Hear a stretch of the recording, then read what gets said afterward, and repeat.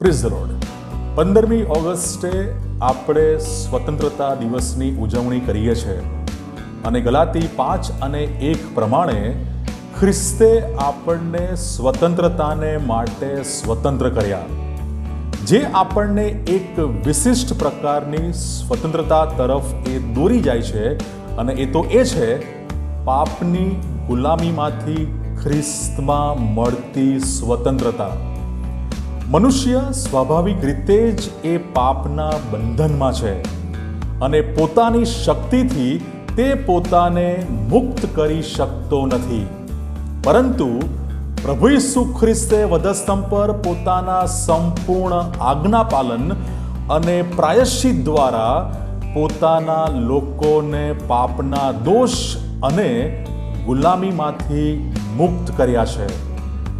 ખ્રિસ્તમાં મળતી સાચી સ્વતંત્રતા આપણને સ્વ ઈચ્છા કે દૈહિક ઈચ્છાઓ તરફ નહીં, પરંતુ પવિત્રતા, આજ્ઞા પાલન અને પ્રેમ તરફ દોરી જાય છે. God bless you.